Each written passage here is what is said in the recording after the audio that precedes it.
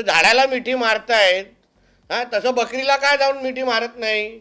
नाही नाही, अचानक सगळे पर्यावरणवादी आणि हे सगळ्या गोष्टी जागलेल्या आहेत तपोवनच्या निमित्ताने.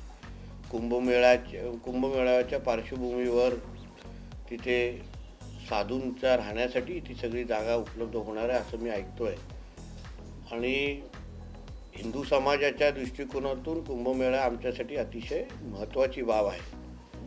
आणि प्रश्न एवढाच मनामध्ये येतो की हे सगळे जे पर्यावरणप्रेमी आहेत, प्राणीप्रेमी आहेत, हे कधी अन्य धर्माच्या एकंदरीत उत्सवाच्या निमित्ताने असे कधीच प्रश्नचिन्ह उपस्थित करत नाहीत.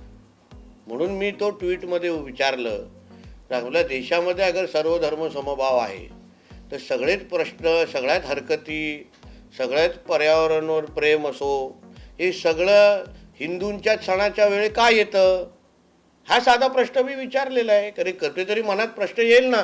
कारण की ईदच्या वेळी ज्या मोठ्या प्रमाणामध्ये बकरीचे हे कत्तल होते, त्याच्यानंतर ते सगळं रक्ताचे पाणी सगळीकडे वाहत असतं, असं असंख्य वेळी आपल्याला उदाहरणं किंवा आपल्या मीडियामध्ये पण चालवलं जातं.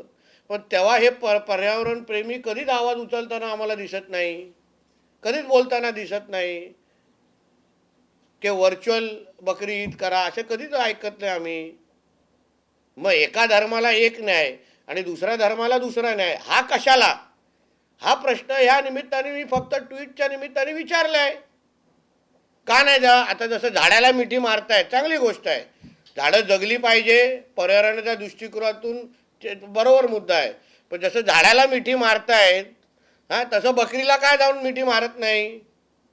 ठीक आहे ना, मुद्दा तुम्ही जिथे झाडांचा आणि बकऱ्यांचा असला तरी पण तो प्राणी नाही आहे का. आणि त्या निमित्ताने जे काही रक्त वाहून जातं सगळीकडे, काही असंख्य म्हणजे सगळ्या सोसायट्यांमध्ये आणि घरांमध्ये आपल्याला रक्त वाहताना दिसतं बकरी ईदच्या काळात. मग तेव्हा हे पर्यावरणप्रेमी कुठे असतात, एवढाच माझा साधा प्रश्न आहे. प्राणीप्रेमी कुठे असतात, एवढाच साधा प्रश्न आहे.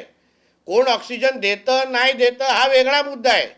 तुम्ही मूळ मुद्द्यावरून डायव्हर्ट करू नका असं मी विजय वडेट्टीवार कदाचित विसरले असतील. ते पहिले काँग्रेसचे नेते होण्याच्या अगोदर पहिले हिंदू आहेत आणि हिंदूंच्या दृष्टिकोनातून आपल्या धर्माच्याच कुठल्या तरी मोठ्या असं महाकुंभ होत असेल किंवा आपल्या सणासुदीच्या टायमालाच असे प्रश्न विचारले जातात.